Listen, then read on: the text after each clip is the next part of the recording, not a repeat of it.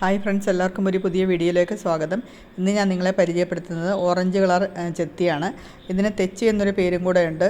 ചെത്തി വെറൈറ്റികൾ പല പല കളർ വേരിയേഷൻസ് എല്ലാം ഉണ്ട്. നിങ്ങൾക്ക് എല്ലാവർക്കും അറിയാമല്ലോ, വെള്ളയും ചുവപ്പും അതുപോലെ വേരിഗേറ്റഡ് ടൈപ്പും പിങ്കും എല്ലാം ഉണ്ട്. അതിലെനിക്ക് ഏറ്റവും പ്രിയപ്പെട്ടൊരു കളറാണ് ഈ ഓറഞ്ച് എന്ന് പറയുന്നത്. ഒന്നാമത്തെ കാര്യം, ഓറഞ്ച് കളർ പൊതുവേ ഒരു വെറൈറ്റി ആണല്ലോ. രണ്ടാമത്തെ കാര്യം എന്ന് വെച്ച് കഴിഞ്ഞാൽ, ഇത് നല്ല രീതിക്ക് നമുക്ക് പൂക്കൾ ഇങ്ങനെ തരും. ഇതിൻ്റെ ഇലകളൊക്കെ ഒരു പ്രത്യേകതയാണ്. ഈ ഒരു കളറും ഒക്കെ ആയിട്ട് നിൽക്കുമ്പോഴത്തേക്ക് നല്ലൊരു ഭംഗിയാണ് നമ്മുടെ പൂന്തോട്ടത്തിന്. തെച്ചി വർഗ്ഗത്തിനെല്ലാം നല്ല വെയിൽ വേണ്ട ചെടിയാണ്. ഇതിന് അതുപോലെ തന്നെ നല്ല രീതിയിൽ വെയിൽ കിട്ടണം. പിന്നെ പൊതുവേ ഇതിന് കീടരോഗബാധ വരുന്നതെന്ന് പറയുന്നത് മീലിബഗിൻ്റെയൊക്കെ ഉപദ്രവമാണ്. അതായത് പൂമുട്ട് തുറക്കാതിരിക്കുക, അങ്ങനെയൊക്കെ പ്രശ്നങ്ങൾ വരും. അപ്പോൾ നമുക്ക് കുറച്ച് വേപ്പെണ്ണ ഇങ്ങനെ സ്പ്രേ ചെയ്താൽ മതിയായിരിക്കും. അതിനകത്ത് കുറച്ച് ബാർ സോപ്പും കൂടെ അരിഞ്ഞിട്ടിട്ട് നേർപ്പിച്ച് സ്പ്രേ ചെയ്താലും പിന്നെ ശല്യം ഉണ്ടാകത്തില്ല. പിന്നെ ഇതിൻ്റെ വേര് പിടിപ്പിച്ചെടുക്കാനും എളുപ്പമാണ്.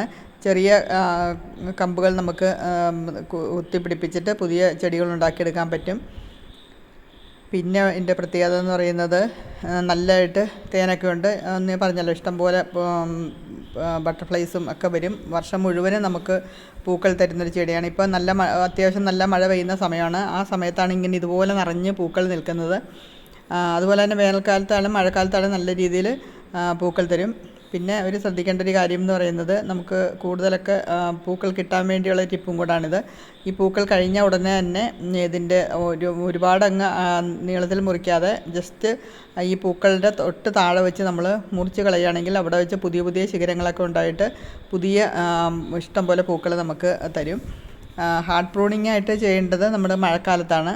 മഴക്കാലത്ത് അത്യാവശ്യം നല്ല ഷേപ്പായിട്ടൊക്കെ ചെടി നിർത്തി കഴിഞ്ഞിട്ടുണ്ടെങ്കിൽ അത് നല്ലതായിരിക്കും.